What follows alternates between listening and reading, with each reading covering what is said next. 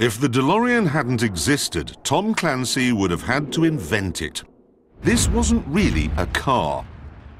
It was part of a bigger storyline that involved the British government, the feds, and a silver-haired anti-hero with some extremely odd ideas.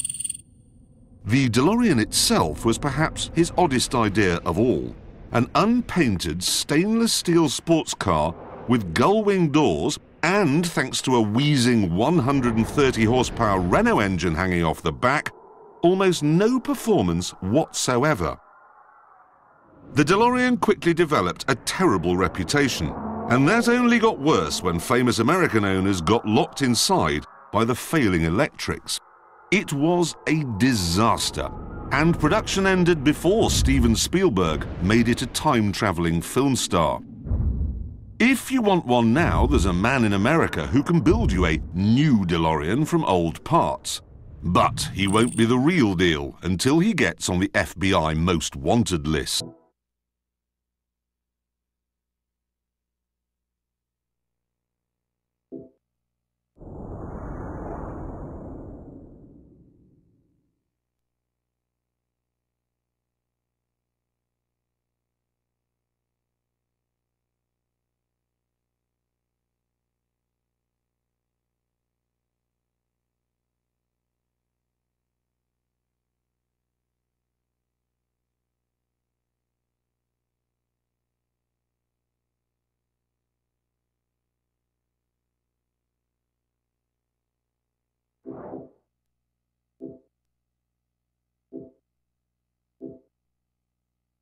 Above 155 miles an hour, they stop trying to classify hurricanes. 155 miles an hour is a Category 5, the kind that killed 12,000 burly Texans in 1900. There is no Category 6, because if there was, there'd be nobody left to classify it once it had passed.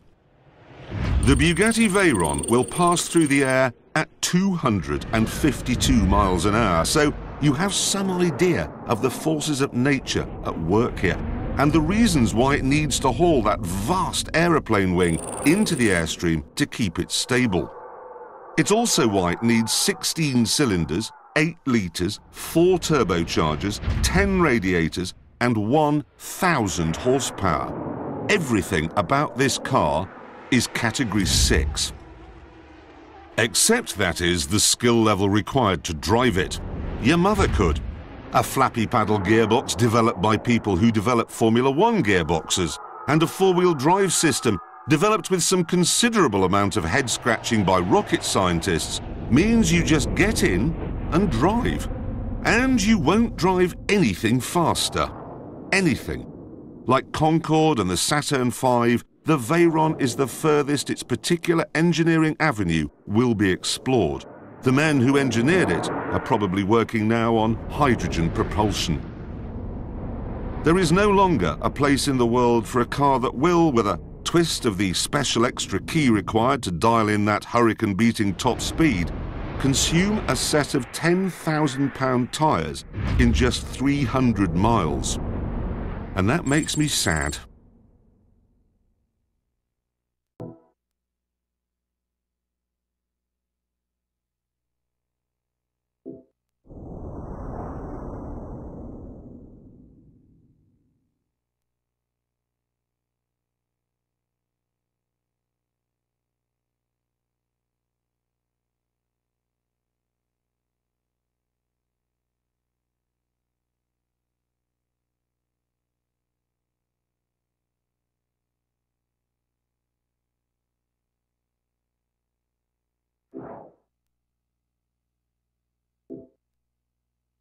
The 1930 Bentley 8-litre could have become one of the world's greatest cars, like the gargantuan Bugatti Royale.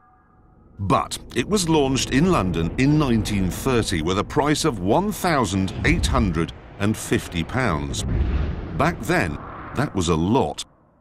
Especially since at almost exactly the same time, the Great Depression arrived in Europe. As a result, only 100 8-litres were ever made, and the car's failure brought Bentley to its knees. Within a year, it was sold to Rolls-Royce. Of those 100, only 78 are left, and every one is unique. This was a time when companies like Bentley sold you the bottom half of a car, the chassis, engine and wheels, and then left you to find a coach builder for the body and the seats and the roof. So this car shares its huge 220 horsepower, 6-cylinder engine and 21-inch wheels with all the other 8 litres, but the rest, that was always a one-off. On this one, for example, the roof opens down the middle, so when it rains, those on the left could opt to get wet, while those on the right could stay dry. Strangely, it was an idea that didn't catch on, just like the rest of the Bentley 8 litres.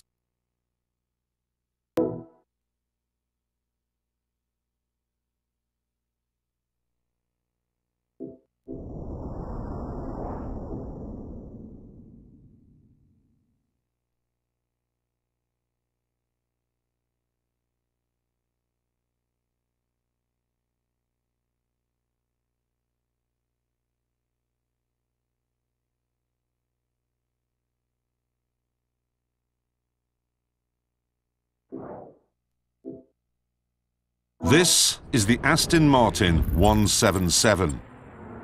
Compared to Vantage and Vanquish, it is a rubbish name, and frankly the car deserves better, because it is the most powerful and most expensive Aston Martin of all time.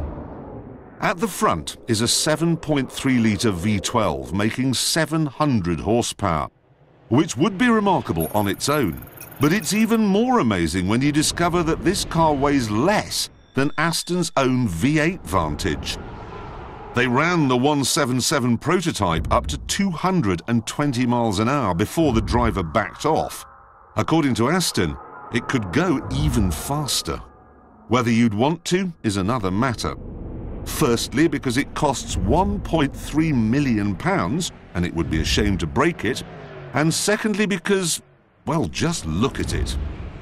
The underneath of the 177 is made from huge, beautiful sheets of carbon fibre, copied from Aston Martin's Le Mans races.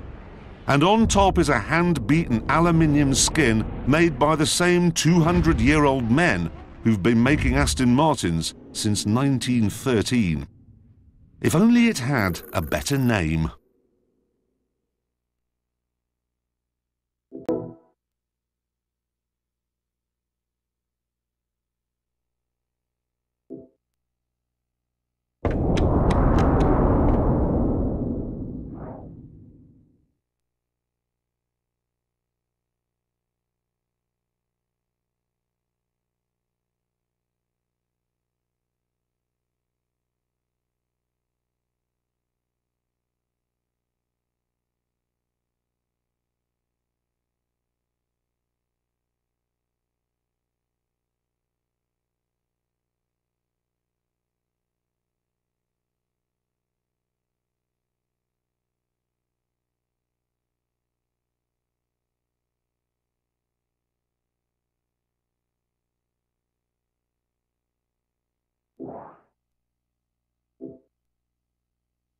The M12 Force Application Vehicle, better known as the Warthog, is a highly mobile and adaptable platform serving the UNSC. Famed for its toughness and sturdy design, stories about hogs surviving numerous tours of active combat duty abound. But none is more well known than the tale of the Daedalus. Near the beginning of the Covenant War, the UNSC frigate Daedalus went down in atmosphere over the planet Galgaliel, smashing into the irradiated world's high-gravity surface. The ship's molten wreckage was scattered for hundreds of miles, an unsurvivable event. And yet, 4 Warthogs had, in fact, survived the impact. Marines from the motor pool had buckled themselves into the Hog's seats as the frigate plummeted to the surface. Strapped to the ship's deck, incredibly, the vehicles remained intact. Due to the security restrictions of the Cole Protocol, the Marines would wait months for aid. To survive, they used the Hogs to desalinate water and search for food. And they even programmed their radios to broadcast the distress signal that eventually led to their rescue.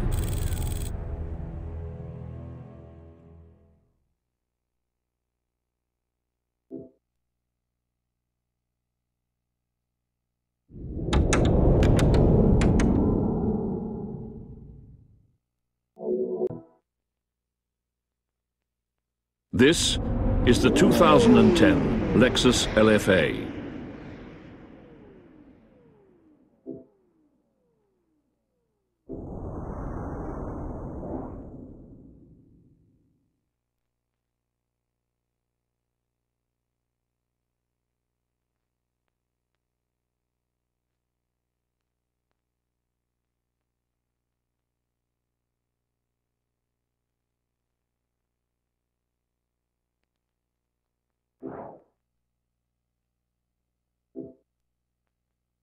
This is a Lexus.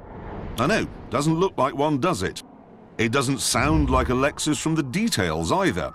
I mean, it has a 4.8-litre, 552 brake horsepower V10. It also has a carbon fibre body. And it does 0 to 60 in 3.7 seconds and has a top speed of 200 miles an hour. This is what happens when you tell Lexus engineers to stop making quiet, dull saloons for people who play golf. Let off the leash, they go mad and make this, the LFA. A car that sounds like an F1 racer and goes like a Ferrari 458, as it should when you discover that it costs twice as much. But just to prove they haven't forgotten their insane attention to detail, the Lexus boffins have given it dashboard vents that gently waft from side to side to make sure the air is evenly distributed around the cabin. This is a Lexus in the same sense that I'm a 400-meter runner. In other words, it isn't a Lexus at all. What this is Toyota showing exactly what they're capable of. And it turns out that what they're capable of is quite a lot.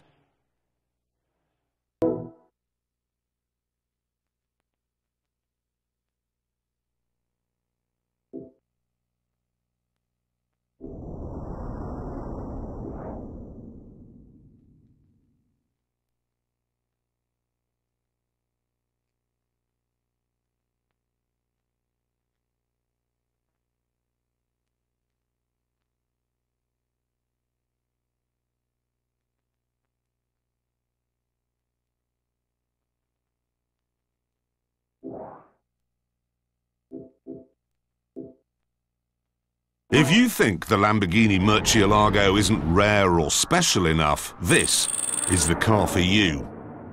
It's called the Reventon. And if you think it looks like an F-22 Raptor stealth fighter, you'd be right. That was the idea. Except on the Raptor, all the strange surfaces and matte black paint are meant to make it look more discreet. But this car is a Lamborghini, and Lamborghini doesn't know the meaning of discreet. Certainly there's nothing even remotely discreet about the monstrous 6.5-litre, 640 horsepower V12. Firing that up is like strapping a unicorn to the roof and driving around shouting, "Look at me!" through a loud hailer. Mind you, frankly, you've more chance of seeing a unicorn than seeing a Reventon, because Lamborghini made just 20 of them. Although if you do see one, you'll almost certainly remember it.